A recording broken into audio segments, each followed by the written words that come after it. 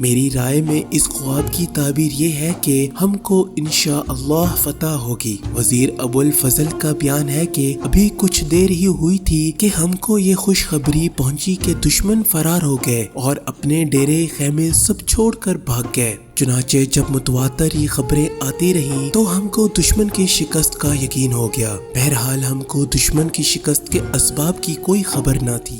Video کی طرف بڑھنے سے پہلے آپ سے گزارش ہے ہمارے چینل ارشاد وائس کو سبسکرائب کر لیں۔ بسم اللہ الرحمن الرحیم۔ السلام علیکم۔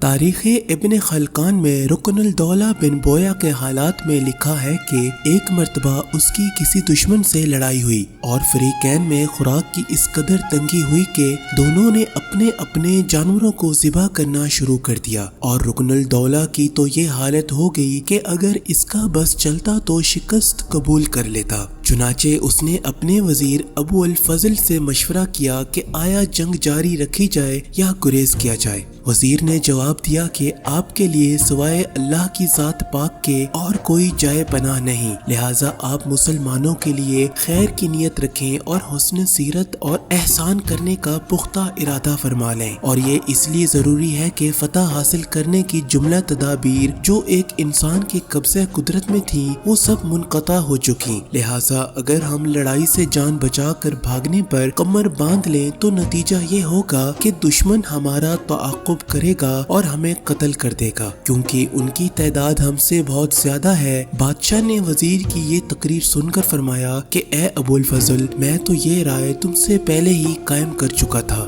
وزیر ابو الفضل کا بیان ہے کہ میں اس کے بعد رکن الدولہ کے پاس سے اٹھ کر اپنے ٹھکانے پر آ گیا، لیکن جب تہائی رات باقی رہ گئی تو رکن الدولہ نے مجھے بلا بھیجا اور کہا کہ ابھی میں نے ایک خواب دیکھا ہے، اور وہ یہ ہے کہ گویا میں نے اپنے گھوڑے فیروز نامی پر سوار ہوں اور ہمارے دشمن کو شکست ہو چکی ہے، اور تم میرے پہلو میں چل رہے ہو، اور ہم کو ایسی جگہ سے کشادگی پہنچی کہ ہمارا وہم و گمان بھی نہ تھا۔ چلتے چلتے میں نے نگاہ نیچے کر کے زمین کی طرف دیکھا تو مجھے ایک انگشتری پڑی ہوئی نظر آئی۔ چنانچہ میں نے اس کو اٹھا لیا اور دیکھا تو معلوم ہوا کہ اس میں فیروزہ کا نگینہ لگا ہوا ہے۔ میں نے اس کو تبرک سمجھ کر اپنی انگلی میں پہن لیا اور اس کے بعد فوراً میری آنکھ کھل گئی۔ میری رائے میں اس خواب کی تعبیر یہ ہے کہ ہم کو انشاءاللہ فتح ہوگی، کیونکہ فیروزہ اور فتح دو مترادف الفاظ ہیں اور میرے گھوڑے کا نام بھی فیروز ہی ہے۔ وزیر ابو الفضل کا بیان ہے کہ ابھی کچھ دیر ہی ہوئی تھی کہ ہم کو یہ خوشخبری پہنچی کہ دشمن فرار ہو گئے اور اپنے ڈیرے خیمے سب چھوڑ کر بھاگ گئے۔ چنانچہ جب متواتر یہ خبریں آتی رہیں تو ہم کو دشمن کی شکست کا یقین ہو گیا۔ بہرحال ہم کو دشمن کی شکست کے اسباب کی کوئی خبر نہ تھی،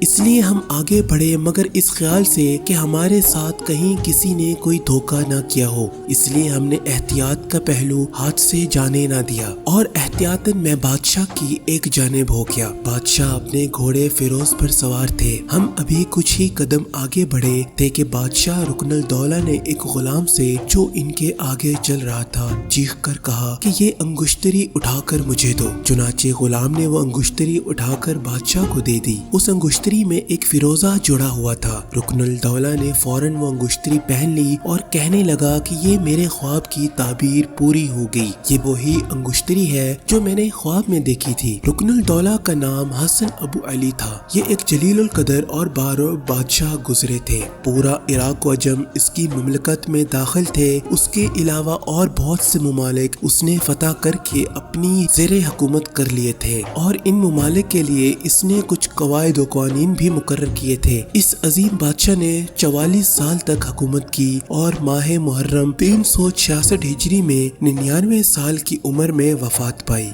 ناظرین، ویڈیو پسند آنے کی صورت میں لائک شیئر کمنٹ کریں اور چینل کو سبسکرائب کریں۔ زندگی رہی تو پھر ملیں گے، تب تک کے لیے فی امان اللہ۔